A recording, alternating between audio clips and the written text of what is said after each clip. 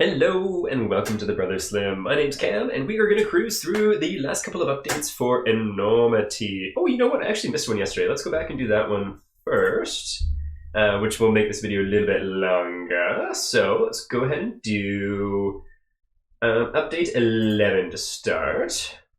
And yeah, so let's do it. So update 11, vote results, the Shepherd's latest denizens step aboard, prototyping insights. Hi Spacers, it's the weekend and things tend to slow down a bit, but the energy here at ITU is as high as ever. Aboard the jam-packed spotlight from the past few days, we're taking a moment to reflect, recharge, and share some behind-the-scenes glimpses with you. Fun, fun, fun. Recharge feels right for the weekend for sure. I'm finally not feeling as gribbly and ill, which is lovely. Okay, the results are in. Welcome, Davids. The competition was intense. While the Shadowmen intrigued many with their mysterious allure, they couldn't gather enough votes to claim the top spot. In the end, it came down to a fierce clash between the Torched and the Davids. Despite the fiery passion of the Torched supporters, it's the Davids who triumphed with the most votes and will officially join the game. I saw some really good comments by people voting for the Torched, and super valid too. Basically just saying that, like, hey, the Mothman doesn't have an associated intruder minion, like, this should be the one, which is really valid. For me, I don't know, it just had to be the Davids. It had to be. Yeah, they sound really cool. We're really grateful for everyone who participated in the vote. Good stuff. I wouldn't be surprised if we'll see the Torched and maybe the Shadowmen in some other way down the road for Aeon Trespass votes. Some things that didn't get voted ended up coming back to like their store for some special sales in limited degrees. So I don't know if that'll be the case here or not. Okay. We're really happy to officially welcome Davids to Enormity, but what really excited us were the creative strategies you shared for how you take them down. Here are a few of your ideas. That's just kind of fun fluff. I think we'll just skip past that. But good on Shayura, Simon, Coffee Spoonman, Lava, and Joshua for sharing stuff that ITU liked for sure. Behind the scenes prototyping. So I don't know if this is like really worth going through. It's cool to see, but I don't know if it's that exciting about a read through. Basically just showing like their first draft and then obviously their drafting process to this is the prototype. And then the big thing is basically this is still very much a prototype and it's going to change likely a lot before the game releases. ITU reiterates and improves a lot and does listen to backer feedback quite a bit too. There are things that they'll hold strong on that they try to achieve that backers might disagree with, and I'd say usually when that's the case they do so for good reasons. There's a nice spread of the game in its current prototype form. Looks very pretty in person, that's for sure. And yeah, so a lot of people were wondering to see about these cards actually stuck together with the Rubicon divider, I think it's called. Because apparently a lot of people online weren't actually sticking it in, they're just kind of laying it over top. So they go there, and it's also sleeved, which is a big plus. The original base game of Aeon Trespass, you can't sleeve all the cards and fit it in the base insert, and that's something that I think they've realized was a faux pas, and they've adjusted for the new one, and are keeping sleeve cards in mind going forward too. There's a video of it just kind of displaying the Rubicon connector, that it is indeed fitted together well. Okay, same idea here, concept to sculpt. We had an update kind of focusing on this the other day, which was really cool to see their process. And then just some examples of 3D printed minis. So we have the Gene Stealer fellow, not 40k, the Fly, and one of the suits. And then this is the alternative Mothman sculpt, which I think the arms might be reversed there. I'm not sure. There it is, closer up. There's some lovely nails too. Breaching Mothman. So that's the one that says a freebie in every game pledge. Yeah, so that one is a super fair Sunday update, I would say, but I don't know if that one needed to be covered. But let's get into the really fun, exciting one from today. I haven't read through it all, but I did quickly parse through a bunch of the images because I'm a sucker for eye candy. And there's a lot of cool stuff. So let's dive in. Update number 12. Last 48 hours, Grand Intruder Spotlight. Again, question mark, exclamation mark. New expansions, new pledge levels, and more. New expansions, plural. Is a bit of a surprise to me. There's so many expansions for this one. Okay, so welcome back, Spacers. We've arrived at the last stretch. The finish line is in sight. We're cranking up the heat with new everything. A new spotlight for expansion intruders, a bunch of spacers, new expansions, and new pledge levels you've been waiting for. Huzzah. Grand Intruder Spotlight, get it? Heck yeah. That time didn't begin. I barely recovered from the last spotlight, but time is running short and we need to talk about these new intruders. So we will. Okay, so this first part is just a recap about like the naming process for the intruders. The gist is the names are not the critters' actual names; it's the names that the spacers who discovered them on the Shepherd are calling them. So it makes it more relatable to us as the players, because a lot of it's kind of pulled from like real world Earth mythos, and then there's also like a Latin or Latin adjacent names applied to them too.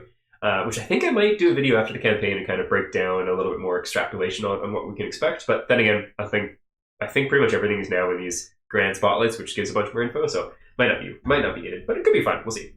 Okay, so yep, just justification for the names, which makes sense.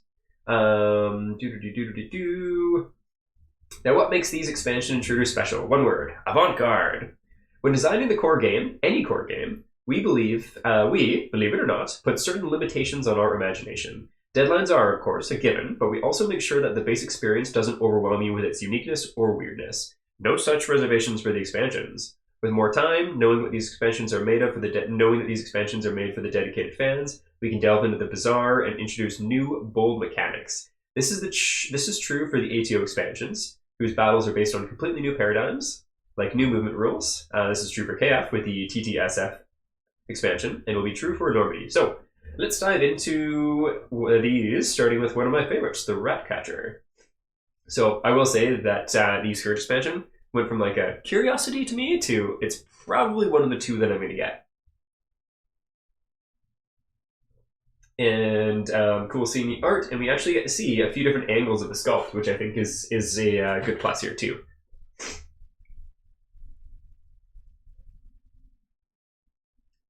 Yeah, so creepy, cool. At first I thought it was kind of dull, but I think it's just only seeing a portion of it, and you kind of miss out on the gross slug-like maggoty body on the back. And there's a few other interesting things about it too. Like its back looks pretty cool there too. Faces, pretty cool. Okay, the Ratcatcher.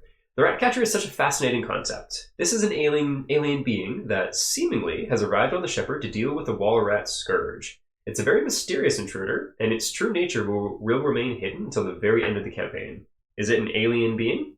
Is it a relic of an ancient star-spanning civilization that tried to play God? The scourge of the problem? The solution? Is it even alive? The Ratcatcher is a slow-moving enemy that can suddenly appear on top of you, as it has the same ability as the Walrats to squeeze through the narrowest of spaces, as well as to telephase/teleport all around the map. The Ratcatcher utilizes a different type of teleportation than the lamentable fly, slow teleportation.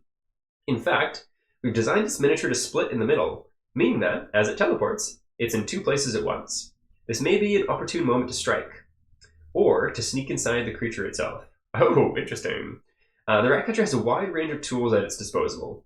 Surgical nanofilament saws for devastating melee attacks, a universal solvent injector that turns all biological matter into goo, a gravity vacuum to suck everything and everyone into its body sack, and additional prehensile limbs to hold its victims. Even a surgical laser for close to mid-range attacks. Nasty. Yeah, that's gross and gribbly. I'm a fan for sure. Ratcatcher. So here's the kind of Latin adjacent name. Multi-Locus Exterminator. So this is obviously prototype, cool in concept. I don't know how much I love the execution of it. I really like what they're doing with the base.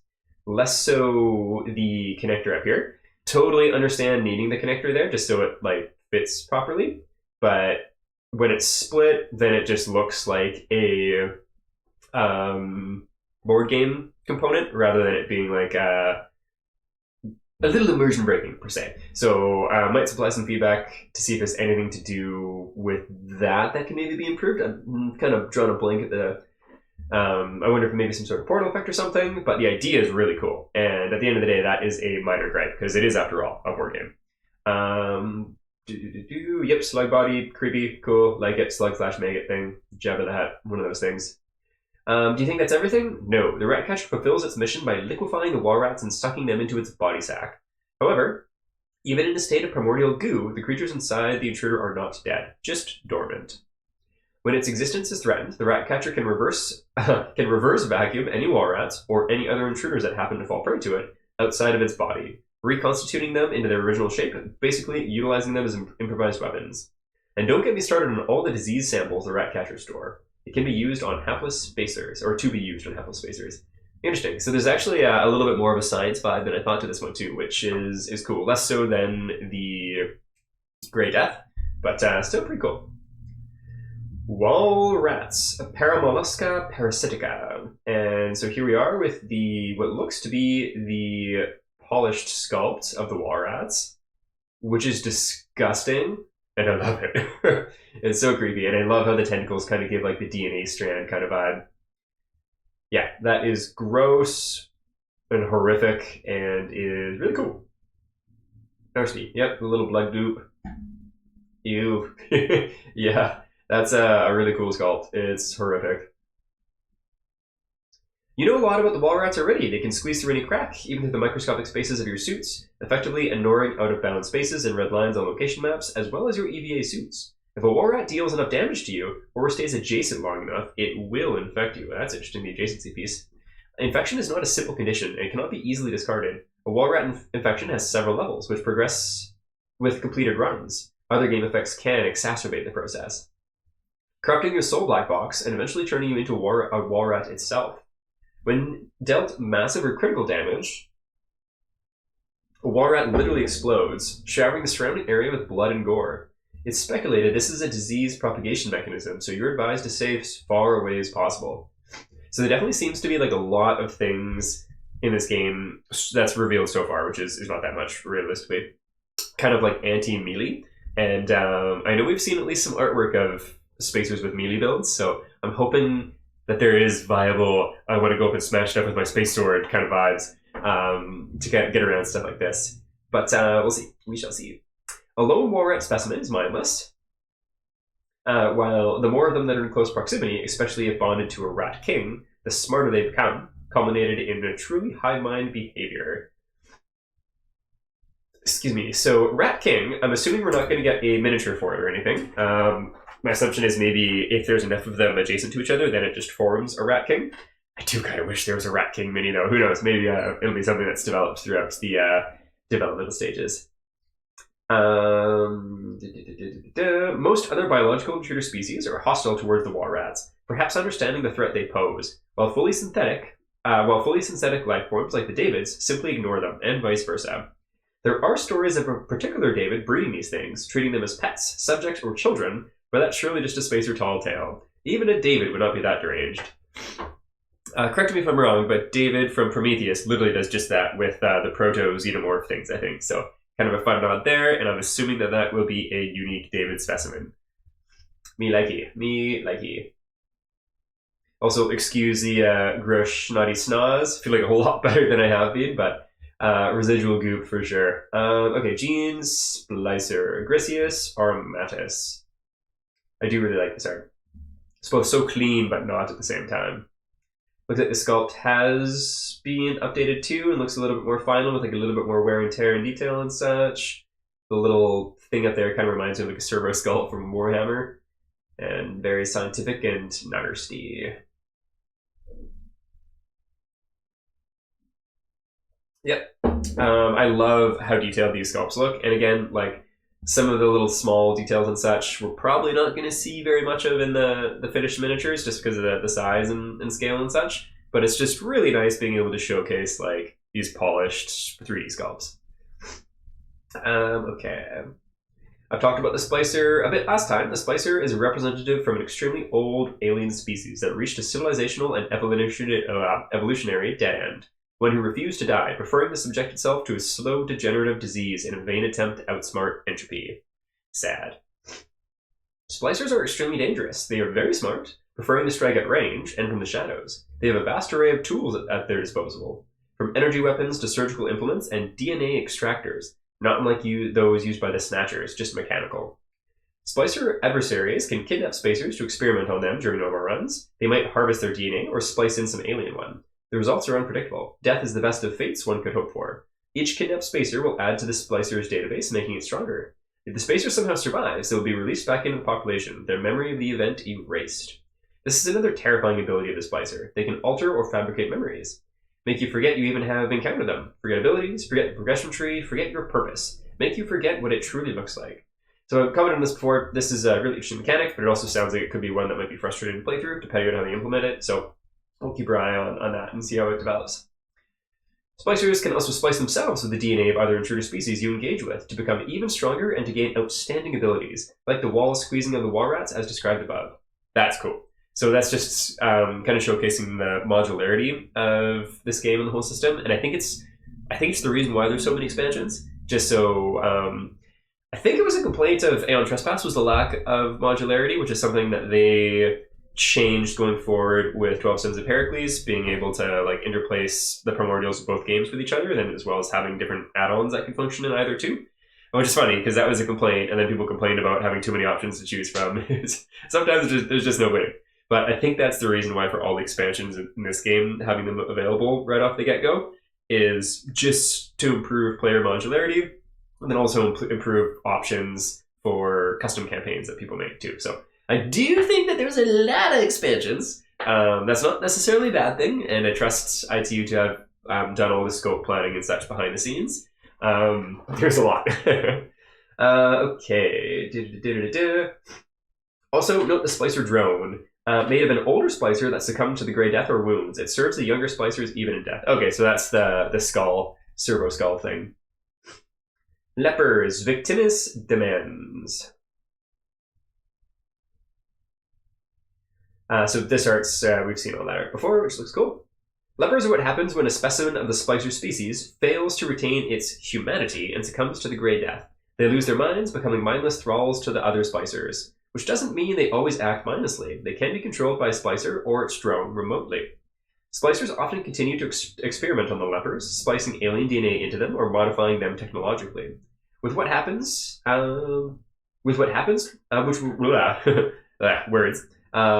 appears to be bastardized gatekeeper technology. Some spacers have reported lepers carrying energy guns, but those sightings, as of yet, are unconfirmed. So that's probably a unique specimen there too. And there was some, if I remember correctly, from the gatekeepers to the wall. I think there was some similar concept art between the gatekeeper rotting death one or rotting order and these ones. So there might be a little tie there to the same civilization or something maybe. What is undisputed is that due to the degenerative Grey Death disease, the lepers essentially feel no pain. They cannot be suppressed, and missing higher cognitive functions are very hard to put down for good. Oh, and then speaking of, we move on to the gatekeeper, Ostiarius Rabus. Ost, I think, usually has to do with like death or bone or something like that, like osteo. So might be something to do with that. I will be really curious to see what this looks like in a more finalized form. Interesting that there seems to be tentacles coming out the bottom of it too. Yeah, I'll be really curious about this when we see a more finalized version of it. As I mentioned last time, the Gatekeeper is one of the most dangerous intruders, and along with the Journeyman, one of the few untouched by the corruption representants of advanced NHIs, non-human intelligences. Let's start from there. The Gatekeeper uses hyper-advanced technology, centuries or millennia ahead of humanity's. Anti-gravity fields, teleportation, opening rifts in space-time are somehow plain in comparison to energy guns and swords. All for the taking by the spacers if they can somehow figure out how to use them. Sorry, I think there was a typo there and I kind of fumbled reading it. The Gatekeeper is also a potent psionic, capable of telekinesis and telepathy. It can literally blow you apart from the inside with a mere thought, or tell you to shoot your fellow spacer. Not deadly enough? The Gatekeeper has access to reality manipulation tools called glitch powers, although it seems reluctant to use them, reaching for them only as a last resort. So probably like a BP3 kind of idea, basically. Yeah, really cool. So it kind of reminds me of like the original ATO campaign, reading about like the primordials in Cycle 3, and just like how invincible and impossible they sounded. Like that's what this kind of reminds me of. The Gatekeeper can surround itself with a guard detail of coffin golems. It can cause you permanent and long-lasting psychological damage. It can call on the rotting monolith, and it is pursued by something worse still. Yeah, so there's a lot of really cool mystery there, and it sounds like it's one of, if not the most challenging expansions out there. Challenging with a lot of really cool rewards, though, I'm sure. And probably lots of really cool lore. So the Golem, Feminus Satrapa. So this skull there, it looks similar to the Grey Death aliens, but I don't know if it's just because it's like a mummified version or if it's just a different species. I do think there might be a tie there though. Just speculating. We get some of the art. These are presumably entombed species of the Gatekeeper. Entombed specimens of the Gatekeeper species kept on life support on the brink of death. These are not machines and they are not mindless. In fact, golems retain a surprising amount of agency, being capable of independent thought. Due to their thick armor, they are very hard to take down. They also come with a veritable arsenal of devastating heavy weapons, railguns, energy cannons, plain old grand melee weapons, or the dreaded smart telerifle, which can shoot through walls. Oh my goodness. Even a single coffin golem is dangerous, if equipped with the right weapon against your squad. Golems will exterminate other intruders, if given orders to do so, though their exact modus operandi is indecipherable. Sometimes they will eliminate a wall rat or grid infestation with extreme prejudice. Other times they are perfectly fine with abominations running free and rubbing shoulders with them. They do share the Gatekeeper's hatred for synthetic lives, cloning, like your body sleep system, and DNA tampering, often putting them at odds with splicers and snatchers. So yeah, I think there might be some sort of connection there with the splicers. Ghosts of Hala, Phantasma Paradoxum.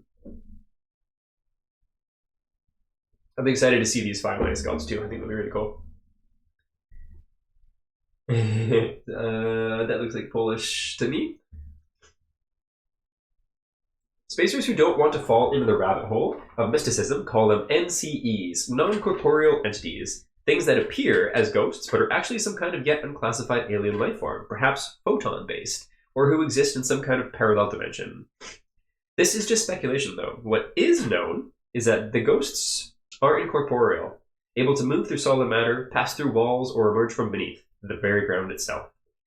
They literally drain life energy from you through mere contact, or in the case of the most powerful entities, through sheer proximity. Ghosts take the form of dead spacers, EVA suits and all, but this appears to be some kind of advanced psychosomatic mimicry. In other words, maybe they are just taking images from our minds and projecting them back. This would certainly explain some of the Phantom's abilities. This theory holds water until you face an Edenite or an unknown astronaut, because how can a being mimic the appearance of a spacesuit that you yourselves have not seen before? Edenite and unknown astronaut. So Edenites, Eden, obviously Garden of Eden, heavenly staff, and looking through space for like New Eden and such is a theme in lots of sci-fi stuff. So those will be unique specimens for sure, which is cool. The disturbing nature of the ghosts threatens not only your corporeal shells, but your psyche. Or, if you believe in something transcendental, your immortal soul. Ghosts can cause fear, dread, and terror. So, some things kind of familiar from Aeon Trespass, for sure. Eclipse Phantom of the Flat Woods. Name's Torvis. Yeah, so really, really cool idea here. I really like the motion involved in it, and then how the rifle is also a scythe. Yeah, it's a really cool idea for this one. And there's a less ghostly, still ghostly version of it. There is a region of Hala that is completely level, a near flat plain devoid of features, until you enter it. Then, gradually, you begin to see the phantom trees and phantom spires, the vista of a non-existing landscape. Here, the phantom reigns. Interesting. So one thing that IT likes to do, or Marcel likes to do, is highlights mechanics. And so reigns, I'm assuming, is going to be a mechanic. The Eclipse Phantom appears to be an extremely powerful ghost, sharing their ability to pass through solid matter and drain life energy. However, this familiarity may be superficial, convergent evolution, or a common environmental adaptation. The Phantom seems sentient, though mad. It is capable of deliberate deceit. It can mimic the appearance and the voices of those close and dear to you, and use your personal information to break your will and lure you to your doom. It gaslights you. That's kind of amazing. In fact, the Phantom can even tempt the most socially... so we've got the Phantom gaslights you, and then we've also got the Spider-Bot who's a narcissist. Love it. I love it.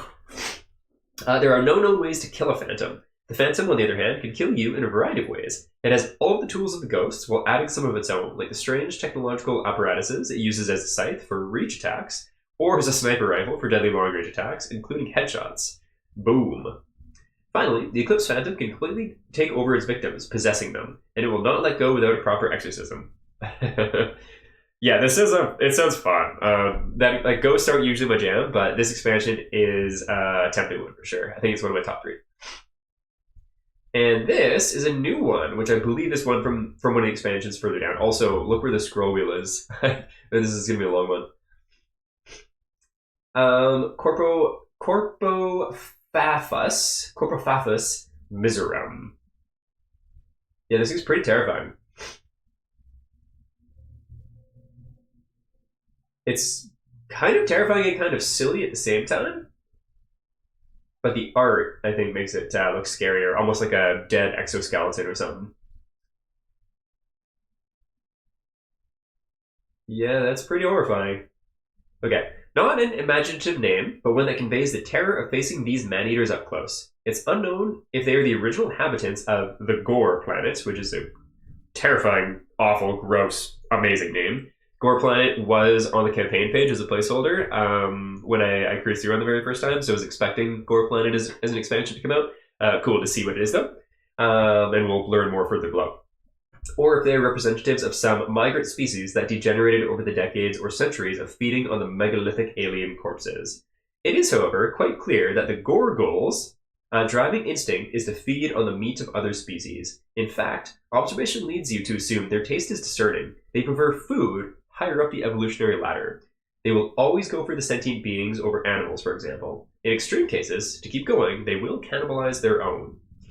These man-eaters possess tremendous physical strength and regeneration capabilities, are very fast, and due to their albino white skin and adaptation to the harsh conditions of the Gore planet, are hard to detect.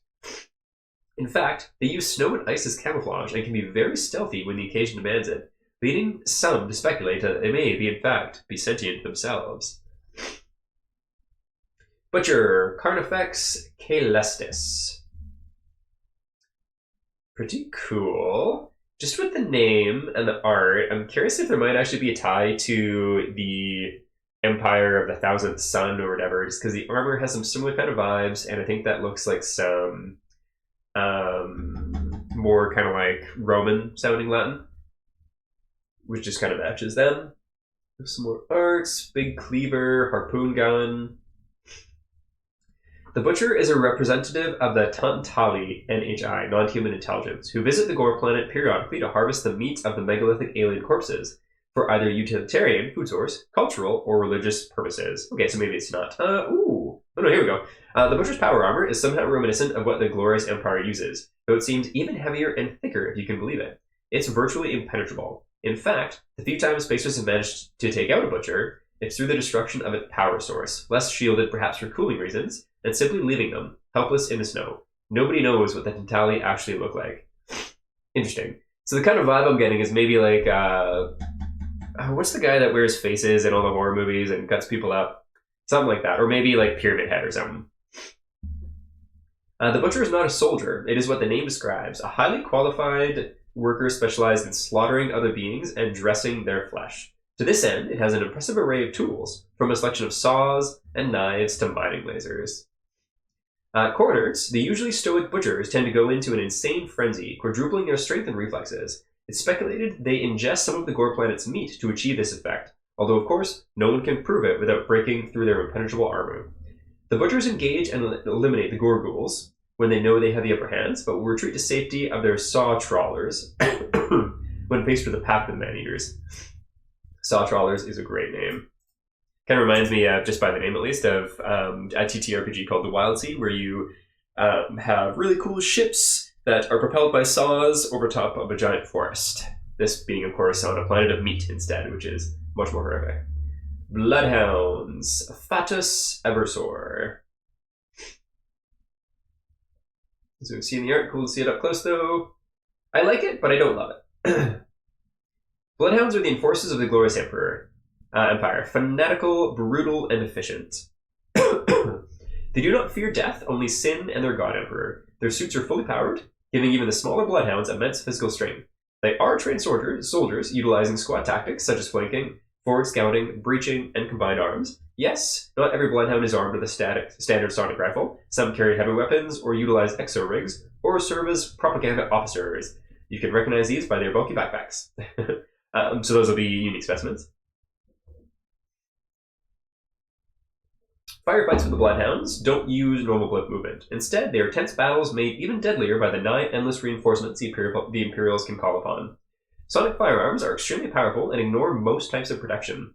This gear is DNA locked, meaning you can't just loot it off their corpses, you need a way to bypass their security, which is an interesting mechanic. Propaganda officers utilize subliminal indoctrination, slowly converting spacers against their will. As we had seen that when your spacers would die in these fights, you can actually draw cards that actually converts them to the enemy's side, which is kind of terrifying. Templar Oli Homo Magnus. I like the fact that it's got the flag there. And I didn't realize that he's from the gangsta school of holding up firearms. That's awesome. Okay. Yeah, that's kind of silly. I have mixed feelings on it, but I do also kind of love it. Okay. In some ways, the Templar is like a big supercharged bloodhound. Its power armor is enormous. Its sonic weapons more formidable. Its Templar hand cannon devastating. Its anti-gravity harness is so massive it allows the Templar to glide through the battlefield. It also carries a larger indoctrination generator. The very presence of a Templar bends lesser minds to the will of the God Emperor. However, Templars are also learned masters of the Holy Scripture. Theists who do not need indoctrination technology to brainwash other beings, deftly wielding both righteous judgment and divine mercy to further their goals. Fun. Some Templars are said to have received the God Emperor's gift, paracausal psionic powers with which to smite the unbelievers and heretics. So I'd seen comments relating these guys to like the 40k Space Marines, and I was like, yeah, I could see that, but I also could see like Destiny, Cabal, or Covenant. This, I definitely see you, 40k Space Marines. And though questionable, from the viewpoint of the Empire's dogma, some are even able to tap into forbidden antinomy, channel powers of the sun or the void or the outer dark. So I think these are kind of like the three main factions of the game, just as an aside. We got the sun, which we can see these guys worship the sun. There's also the Mothman, which is like a sun parasite thing. The void. Void might be the Grim, and then Outer Dark are things like the Slender, I believe. So yeah, I think those are kind of like the three main factions of Enormity. For some in the Empire, this flotation... Oh, and also I think the Outer Dark is worshipped by the blasphemous Goatmen too. For some in the Empire, this flirtation with blasphemy is a step too far, although the all-seeing, all-knowing God Emperor tolerates it, for now. Or does he? Each Templar's power armor is rigged with a small atomic device. One false move or hesitation, and the Sanhedrin can pull the trigger, apparently from light years away. In the glorious Empire, no one is beyond reproach, not even its zealous architects. Cool. Goatman! Heck yeah, Goatman, let's do it. Abysso Electra Trider. Quick sip of coffee here, last sippy. Yeah. I quite like the Goatman. I kind of wish it looked a little bit more scavengey and rugged and beat up. But I do like it, and that can be something that's solved with a paint job anyway, so. The Goatmen are fanatical pirates led by shaman captains. It's important to understand that they are not one species, but rather a conglomerate of lesser ones, each in exile from their destroyed homeworld, united in their hatred of the Empire and worship of the black gods of the cosmos. Goatmen utilize unique raiding tactics. The weaponry, though often archaic or jerry-rigged, is quite powerful, even if somehow the way it operates denies logic. The shamans cast powerful tech hexes that interfere with the workings of non-Goatman technology. Yeah, so these guys weren't really on my radar at all when they were announced, and then like once they were actually brought up the spotlight, the mechanics sound like a lot of fun, and it's like the lore and story behind them does too. So they're on the list too. Wherever the Goatmen show up, the spirit of their forlorn homeworld follows. Lights darken, the air becomes cold and humid, and fills with an earthen musk. So it basically pulls like their swampy homeland onto the ship, and swampy horror, folklore, maybe a little bit of fae, creepy hex witch magic on the spaceship. Like that sounds pretty sick. Wendigo, Delirious, and Surians. I think this is the closest that we've seen of this thing. I think I prefer some of the other artwork of the Wendigo rather than this. Maybe it's just specifically the head, but it is cool. I cannot deny this horrific Goatman camel with a giant cannon on its back is pretty sick. Look at that mug. What a beautiful face. The Goatmen are known to make bloody sacrifices to their dark gods in exchange for arcane wisdom and unholy powers. One of these powers, one you suspect is tied to some sort of DNA manipulation, is the ability to brew strange concoctions, some of which can turn willing sentient beings into hulking monsters like the Wendigo. It's hard to pinpoint where in the Goatman's hierarchy the Wendigo sits. Undoubtedly, this boss intruder wields an ancestral shub cannon it uses as a siege engine, one capable of scuttling spaceships, a feat made easier by the fact that the Wendigo can survive the void of space as readily in the Shepherd's atmosphere. Interesting. However, the Wendigo is not a mindless beast, and other Goatmen who have been observing it, not the other way around. In fact, it speaks. It speaks your language, and its words alone can send you into an anxiety spiral. I love that. The Wendigo is driven by insatiable hunger. If no other food source is around, it will devour fellow Goatmen. It has also tasted human flesh. All this leads to some to believe that it has some connection to the legendary Gore planet. However, others contest this claim, calling it narrow-minded. The universe is infinitely big and infinitely wide, and not everything can be so neatly ordered and catalogued. Blinders. So this is from the second new expansion announced today. Primatirodentis calvis. So some sort of rodent. Oh yeah, I can see the rodent actually now. Creepy. Very creepy. Yeah, that thing is gross. And it's kind of rodent-like for sure. Blinders.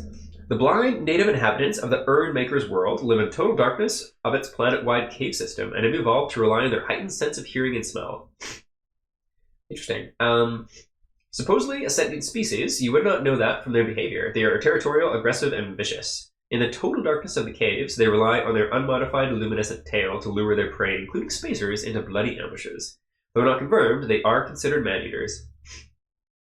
So total darkness, that'll be another mechanic, and is something new, I assume, too, to this expansion. Due to the depth and complexity of the warrens, it's impossible to say how many blinders live on the Urn Maker's world. It may be several thousand, it may be billions. Given they're related to rodents, my guess is billions. They may be simple pack predators or a meager vanguard of a yet undiscovered underground civilization. That last supposition is supported by the groove writing you have found in the deeper cave walls, and the pheromone paintings of the tyrants that is believed to dwell in the planet core. Cool. So my assumption is we'll see more of these guys in the future at some point. Beholder, Spheroraptor crudaris. This guy kind of reminds me of the one Chonker in Dune.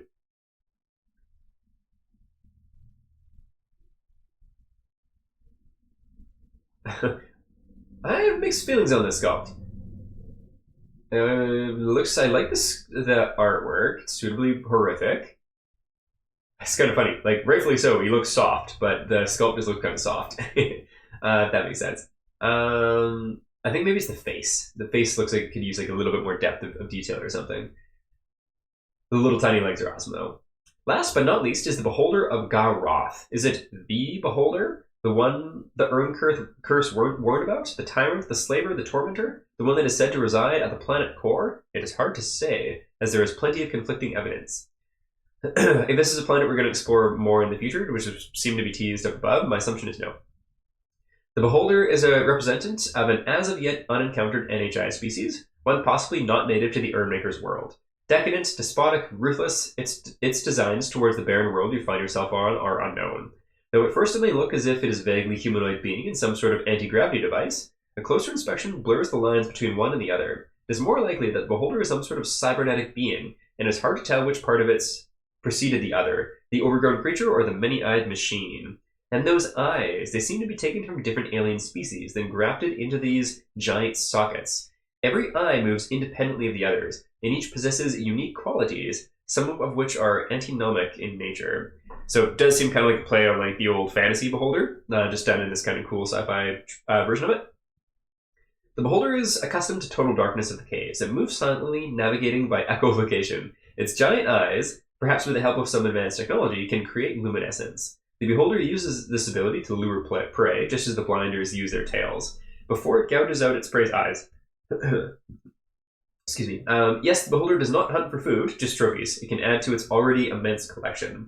When forced to fight, the Beholder can further focus the light of its eyes into acute rays, used very much like laser weapons. So there's our Beholder kind of vibe there for D&D stuff.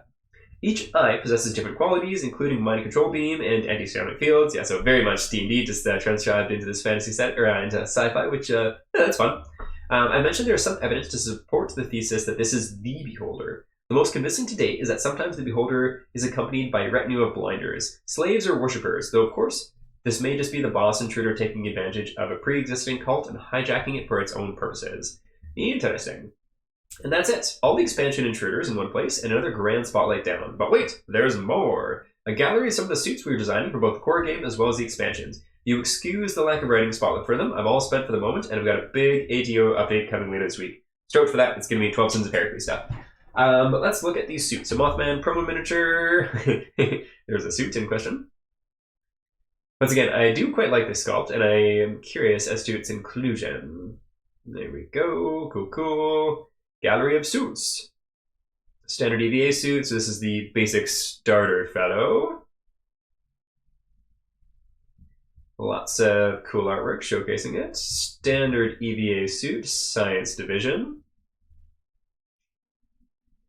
Said it before too, but the basic ones are basic for a reason. They are the most normal thing you're going to see as your player character throughout the whole game, basically. Ops Division. Nice, nice, nice, nice. It's cool. I think it's probably reloading there, which I didn't catch before. Actually, one thing I wanted to see. Cool. Engineering Division. Just going kind of fast through these ones just because they're the normal ones that we've seen elsewhere. Moth suit. So we've seen this angle of it before. It's pretty sweet. I don't know if we've seen it this high definition. Lots of cool motion to it, which is awesome. There it is from behind. It's very cool. Nice texture on that cape for sure. Kind of gives me like a Destiny vibe. First Contact suit. So once again, like the comparison of this against the basic suits is this is probably one of the first ones that you'll get. Interesting backpack shell shield thing there. This one might be one of my favorites. I don't know if they shared its name. Doesn't look like it.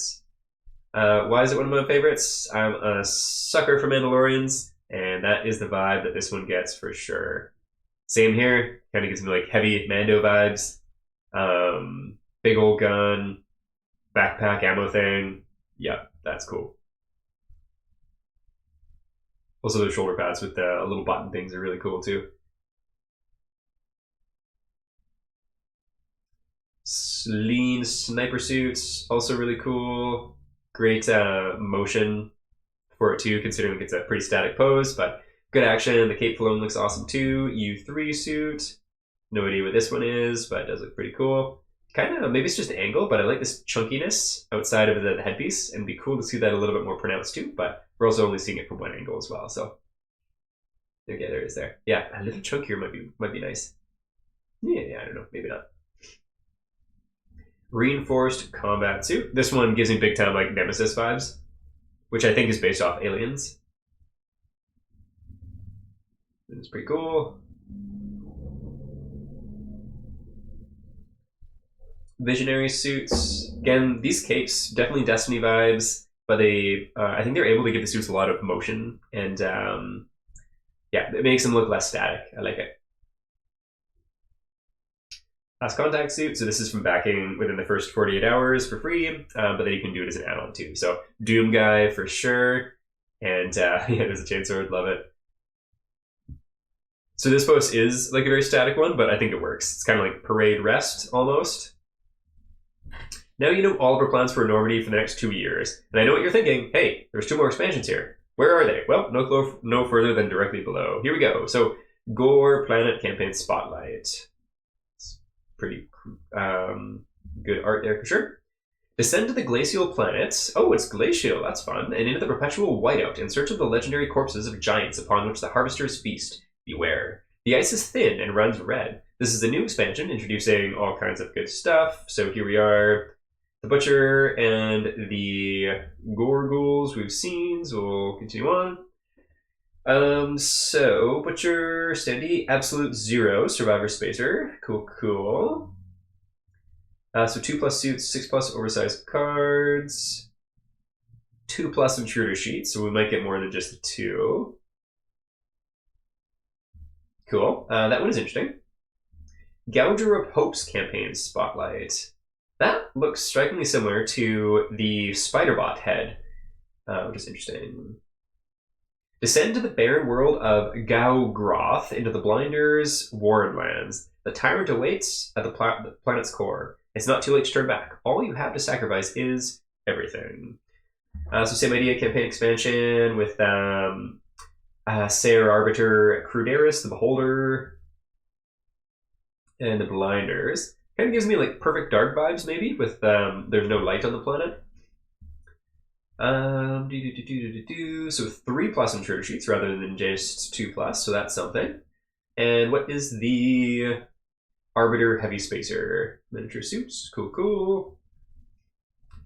Okay, phew. But what about new pledge levels? An all-in, something last minute, great deal. I've got 2. Oh, one thing that they didn't actually share was the... I'm not going to watch the video just because my computer is not good at recording stuff while also watching videos, but this will have like the little blurb about what the story is about.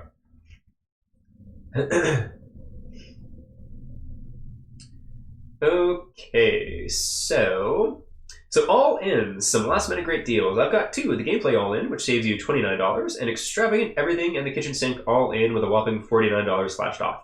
And note, these discounts are on top of the discount prices available during this campaign. Not only will the prices go up from here, these pledge levels will not be available in the Pledge Manager. I think they did the same thing with Sins of Heracles. So Dead Horizon Pledge. So I'm assuming this would be like the later on price of $851, and instead it's going to be $531. So for me, that's approximately, this is very rough calculations, but somewhere around $1,000 Canadian, and that is far too much money for me to spend. So if all in are something that you can afford, go ahead and go crazy, but FOMO is a big thing, and try not to feed into it. The fact that there's all-ins and discounts available is always a good plus, but it's the holiday season, and budget responsibly. Cool. So there's everything in it, and then there's a Dead Universe Pledge, which is almost $1,000 USD.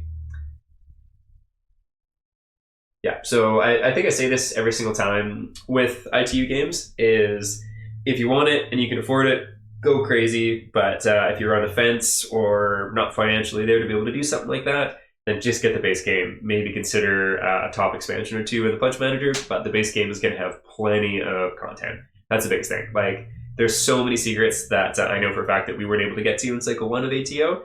And it literally took us over a year to play through Cycle 1 of Aeon Trespass. So don't stress and worry about missing out on everything, because there's so many things to begin with anyways. Anyways, this video probably ended up a lot longer than I was thinking about it, because that update was massive, enormous even. Hope I did okay reading. I'm feeling better than I have been, but also still tired, not well. So good stuff. But yeah, thanks for tuning in. If anyone has thoughts and feelings in the comments, we'd love to hear them. And we'll see you next time for the last 48 hours here. Crazy. Bye.